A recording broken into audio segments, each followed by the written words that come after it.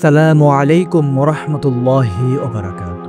অনেক সময় আমাদের মনটা অনেক অস্থির হয়ে ওঠে, কোথাও শান্তি খুঁজে পাই না। কষ্টগুলো এসে আমাদের বুকে হাহাকার করে, অন্তরের জগৎটাকে খুব ফাঁকা ফাঁকা লাগে, নিজেকে খুব একা একা মনে হয়। এ ধরনের অনুভূতি আমাদের প্রায় হয়ে থাকে, তাই না ভাই? এমন অনুভূতি হলে আমরা সাধারণত কি করি? তখন অনেকে বন্ধুদের খুঁজে বেড়ান, কেউ বা মোবাইল ফোনে গেমস নিয়ে ব্যস্ত হয়ে যায়, মুভি দেখে সময় কাটানোর চেষ্টা করে সাময়িক একটা প্রশান্তির জন্য। কিন্তু এসব করে কি আদৌ মনে কষ্ট দুঃখ দূর হয়? না, হয় না, বরং আরও বেড়ে যায়।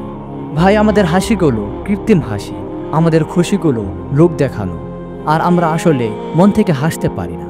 ফেসবুকে হাসি মাখা পোস্ট করার জন্য আমরা জোর করে হাসি, কোথাও ঘুরতে গিয়ে বা খেতে গিয়ে প্রচুর ফটো তুলি।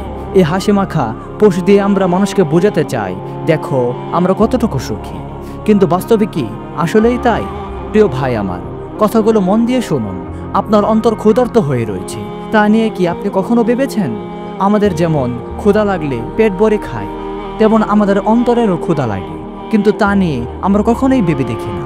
হ্যাঁ, আল্লাহ পাক রব্বুল আলামিন আমাদের অন্তরটিকে এভাবেই তৈরি করেছেন। আর ক্ষুধার কাতরে অন্তর যখন খাবার পায় না, তখন সে অস্থির হয়ে ওঠে, তখন আপনি অন্তরের প্রশান্তি পান না।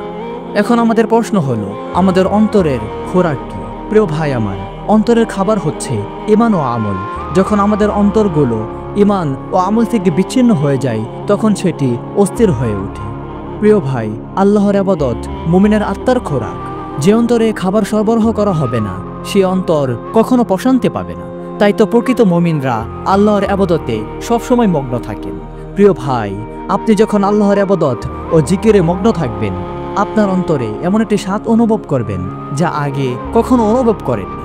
আপনি জীবন ও জগৎ সম্পর্কে এমন আশ্চর্য প্রশান্তি লাভ করবেন যা আপনি কখনো কল্পনাও করতে পারেননি।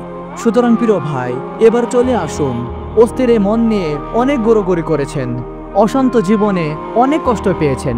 এবার নিজেকে একটু সময় দিন এবং আপনার রবের দিকে মনোনিবেশ করুন। দিনের পথে ফিরে আসুন। ইনশাআল্লাহ জীবন ও জগতের বাস্তবতা স্পষ্ট হয়ে উঠবে। দিনের মাঝে ফিরে পাবেন বেঁচে থাকার প্রকৃত অর্থ। দিনের মাঝে ফিরে পাবেন বেঁচে থাকার প্রকৃত অর্থ।